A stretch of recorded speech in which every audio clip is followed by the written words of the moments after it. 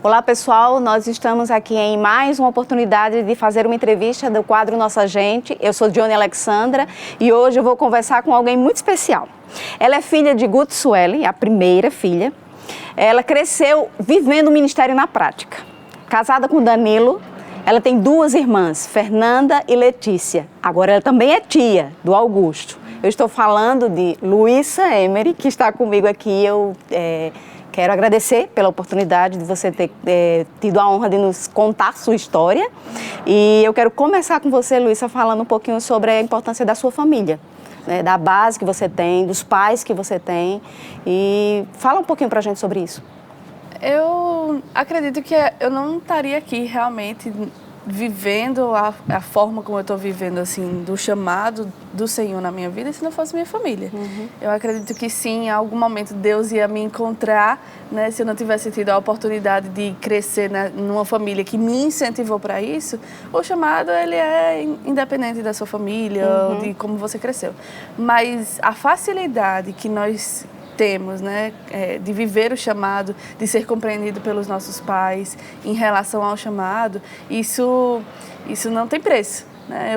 Eu acho que uma vez João Gabriel falou sobre como nós, filhos de ministros, temos uma responsabilidade ainda maior do que os nossos pais, porque eles tiveram que aprender no meio do caminho, né? E nós já estávamos inseridos nisso. Então, assim, minha família é a minha base, quem me ensinou tudo que eu faço hoje, né?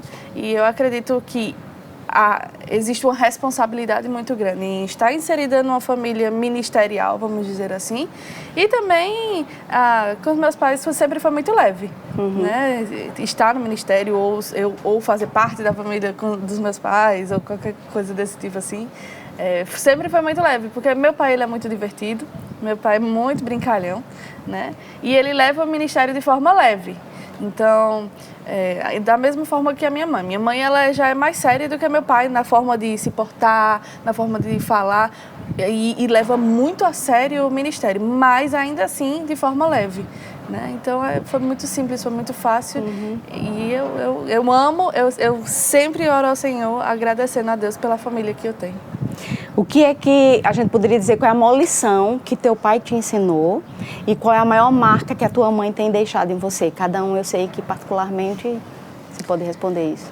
Meu pai, ele é muito sincero e ele sempre acredita nas pessoas. A gente estava conversando um pouco antes de começar, você fala uma palavra que você sempre fala, e aí eu falei compaixão, né? E eu acredito que eu peguei isso muito do meu pai. Meu pai tem muita compaixão e misericórdia das pessoas, da mesma forma como a gente vê na Bíblia que Jesus tinha. E realmente a gente pode dizer que ele seguiu ao Senhor de forma maestrosa, vamos dizer assim, nessa área da compaixão, da misericórdia. Ele é muito compassivo. Então, eu acredito que eu peguei bastante disso dele, sabe? De olhar para as pessoas e ver além delas, ou ver além das atitudes que elas estão fazendo naquele momento, sejam boas, sejam ruins, mas existe uma história por trás daquela pessoa, e entender, ter empatia, mas além da empatia, ter compaixão. Já minha mãe, eu acredito que a marca que ela deixou em mim é essa seriedade nas coisas do Senhor. Tudo que ela faz para o Senhor, tudo que ela faz na vida dela, ela é muito séria, ela leva a sério o trabalho com o Senhor. Então, a marca que eu levo dela é a seriedade de entender que as coisas do Senhor não se faz de qualquer forma, né? A gente não pode tratar de qualquer forma, até em relação a pessoas mesmo. Entender, eu acho que a junção da compaixão com a seriedade é uma coisa muito interessante, né? Entender que nós precisamos ter compaixão, mas ao mesmo tempo nós precisamos ser sérios com as coisas do Senhor. Então, por mais que eu entenda de onde você veio, de onde saiu essa atitude, a gente precisa ser sério com as coisas do Senhor. Então, é esse equilíbrio. Muito bom. Muito bom. Você tem duas irmãs. Tenho duas irmãs. Você é a mais velha, aquela coisa da referência, do exemplo e tal, mas tem Letícia, que hoje já também é casada e já tem um filho, e tem Fernanda, que ainda está em casa, ainda é uma adolescente. Como é essa experiência de ser a irmã mais velha? É interessante, porque assim, na verdade, eu e Letícia, eu nem considero tanto uma irmã mais velha. Claro, eu nasci primeiro, então, obviamente, eu sou a irmã mais velha, mas ela nasceu muito próximo. Eu acho que é 1 ano e 3 meses. É muito próximo. Então, a gente viveu a nossa vida todinha juntas, né? Minha mãe descobriu que estava grávida de Letícia, eu tinha 8 meses. Então, assim, foi muito, muito próximo, né, tudo. Então, a gente é bem amigas, sempre fomos bem amigas. A gente cresceu criança junto, a gente brigou adolescente junto. Porque adolescente tem esses rusgas. Tem. Mas a gente cresceu e Letícia foi para outra fase da vida dela, né? Ela teve um filho já. Eu sou mais velha, casei antes, mas ela foi a primeira a ter filho. E a gente sabia que isso ia acontecer, porque Letícia, ela sempre teve um sonho muito grande de ser mãe. E eu brinco que eu tinha um sonho de ser tia. Eu sempre quis ter Como é essa coisa de ser tia? Eu sempre quis ter um bebê por perto, mas que eu pudesse brincar e devolver. Muito bom. Devolver pra mãe. E é isso, eu amo ser tia, eu amo ter Augusto, eu amo poder passar tempo com ele e ensinar coisas pra ele. E eu amo devolver ele no final da noite pra mãe. Mas já a Fernanda já é uma coisa totalmente diferente. E é engraçado, porque a gente vê como ela foi muito diferente da gente. Ela é muito parecida conosco, mas ela é muito diferente no sentido assim, ela é mais madura do que a gente era na idade dela. Porque, eu não sei se crescer... Quando a Fernanda era criança, ela já era bem determinada, assim. Eu ia cortar o cabelo e eu olhava pra minha mãe e ficava esperando minha mãe dizer o que ela queria. Fernanda já sabia. 6 anos, 7 anos de idade, ela chegava no salão, eu quero assim. E pra mim, eu sempre admirei isso nela, porque ela sempre teve uma opinião muito formada sobre coisas simples, assim, que às vezes as crianças dependem das mães. Mas eu acho que foi porque ela cresceu junto com a gente, que já era adolescente, entendeu? Então, ela passava muito tempo comigo e com Letícia. A gente ajudou a criar ela, né? Fernanda nasceu, eu tinha 11 anos. Então, assim, foi no início da minha adolescência. Então, a gente criou ela junto com minha mãe. E graças a Deus por isso que minha mãe amou. Foi uma criação diferente da nossa, porque minha mãe, ela se dedicou 100% a eu e Letícia no início do ministério. Então, no início, no Ministério Verbo da Vida estava sendo formado, ela estava se dedicando a gente também, né? E aí, quando o Fernando nasceu, ela foi um alívio maior para ela nesse sentido. Vocês para ajudar. Porque a gente ajudava. Então, assim, ela tinha com quem deixar de noite se ela precisava ir para a igreja. Minha mãe sempre foi uma mãe muito presente, muito presente. Ela deixava de ir para eventos, ela deixava de ir para conferências por causa da fase que nós estávamos vivendo como crianças. Ela entendia que a maternidade, se é para ser mãe, é para ser mãe. Né? Então, ela sempre entendia muito bem essa maternidade, entendia as fases. Então, a fase de criança, ela estava sempre junto com a gente. Mas, quando a gente foi crescendo, ela foi tendo umas liberdades a mais do que a fase anterior. E aí, com Fernanda, ela conseguiu ter um pouco mais de liberdade porque a gente estava lá para ajudar. Muito bom. E aí, Nandinha, ela é diferente o meu relacionamento de Nandinha com o de Letícia. A diferença de idade também, A diferença de idade, exatamente. E, eu não sei, a gente cresceu eu me sinto meio... A irmã mais... Pronto, eu acho que a irmã mais velha. Com Fernanda, o relacionamento é de irmã mais velha. Com Letícia, é mais de amizade. Entendi. Você é casada com Danilo há 4 anos. Fala um pouquinho para mim sobre o seu esposo. Meu esposo, ele é uma das pessoas que mais me incentiva a fazer qualquer coisa. Eu quero me dedicar ao ramo de comunicação e mídia. Então, ele vai lá, me ajuda, pesquisa coisa comigo, sabe? Então, ano passado, a gente estava... Essa questão mesmo da gente ter ido para a Polônia, para o projeto Paz em Meio à Guerra. Eu cheguei para ele e disse, Danilo, o que é que tu acha da gente ser voluntário num projeto para ir para a Ucrânia? E aí ele falou, tá. Porque é o chamado dele também, mas ele é sempre assim, ele é mais pé no chão do que eu, ele é planejador, assim, ele planeja tudo, bota tudo na ponta do lápis, quanto é que a gente vai gastar, o que é que a gente vai fazer, quem a gente vai se encontrar, que horas a gente sai, ele é muito planejador. Mas já eu sou assim, vamos. Aqui executa também, né? E aí eu acho que o equilíbrio, é né? o equilíbrio, exatamente. Eu falo assim, eu tenho os planos, né? E aí ele vai e coloca na ponta do papel o que é que a gente vai fazer. Mas Danilo, ele é uma das pessoas que mais me incentivou no meu chamado missionário, sabe?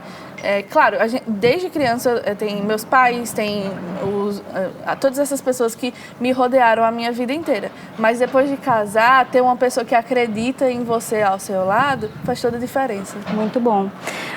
Os desafios dos próximos passos que você tem agora adiante. Você esteve com Danilo nesse trabalho na Polônia, quando vocês trabalharam e fizeram o projeto Paz e Meia Guerra, ser executado lá com uma equipe que ficou meio que volátil. Tinha uns que chegavam, ajudavam um pouco, depois saíam, né? Mas vocês estavam lá o tempo todo, desde o início. E eu sei que vocês tiveram muitas lições vividas naquele tempo. E agora tem um novo desafio. O novo desafio é ir para fazer a escola funcionar nos Estados Unidos. E vocês vão estar junto com Reuel e Camila. Então eu queria que tu falasse um pouquinho sobre a expectativa que você tem para esse novo tempo. É uma coisa engraçada, Diane, porque eu falava contigo sobre os planos que eu tinha feito para esse ano. E aí meus planos não eram ir para os Estados Unidos. Mudou de repente. E aí eu tive que começar a gerar expectativas novas a partir do momento que os meus planos não foram executados, entendeu? Porque é aquela coisa, o homem faz planos, né? Mas a gente sabe, a gente entende o chamado do Senhor para esse momento. Então, minha questão foi assim, o que eu preciso fazer agora? Né? Começar a tentar observar o que é que eu preciso fazer. Então, minhas expectativas é que a gente consiga alcançar as pessoas e trazer essa transformação que hoje a gente tem vivido aqui. Sim. Eu sou muito pé no chão no sentido assim, eu já entendo que já existe um trabalho lá. Eu não acho que eu vou chegar e mudar tudo que tá sendo feito, já não. Né? Eu não tô, meus planos não é para chegar e dizer, vou fazer acontecer. Não, eu quero entender o que é que precisa ser feito. Porque uma coisa é você estar aqui em Campina Grande, planejar, não é? E outra coisa é você chegar lá e ver a realidade. Então, minhas expectativas são de chegar lá e entender o que eu preciso fazer melhor, por mais que eu já saiba, já tenha planejado, né? Mas lá eu vou ter a realidade. Então, é de entender o que a gente pode fazer melhor, o que na nossa bagagem a gente pode distribuir para alcançar a vida das pessoas e trazer transformação e agregando aquilo que já tem sendo feito. Certo. Então, minha expectativa é agregar, né? A nossa expectativa é agregar aquilo que o Senhor já tem feito no meio daquelas pessoas. Quando você chegou para os seus pais e disse que estava na hora de ir embora, como foi a reação deles assim? Minha mãe foi bem tranquila, porque, na verdade, minha mãe... Eu acho que, na verdade, todo mundo foi tranquilo, sabe? Porque isso nunca foi escondido de ninguém. Eu sempre deixei bem claro o meu coração missionário. Todo mundo sabia que eu queria ir embora na primeira oportunidade que tivesse, mas no sentido assim, de seguir o plano de Deus mesmo. Não é? Na verdade, eu acredito que eu até demorei muito aqui em Campina e acredito que era o tempo do Senhor mesmo, mas assim, demorei no sentido de entendendo os tempos, porque eu sempre tive um chamado missionário, desde adolescente eu percebia isso. Então, naturalmente, no natural seria assim, tem uma oportunidade de ir embora, eu vou me embora. Só que assim, eu fui de passo a passo entendendo o que é que o Senhor queria. Então assim, quando a gente falou com os meus pais, foi tranquilo, porque eles já entendiam que era isso que... Com teu pai foi tão tranquilo quanto tua mãe? Não, mas o meu pai foi a situação de guerra, né? Para onde a gente estava indo. Tem isso. Meu pai, assim, ele sabia, ele tá tranquilo que a gente vá. A gente vai sentir uma saudade, com certeza, do lugar onde a gente trabalha, da família da gente. Mas, assim...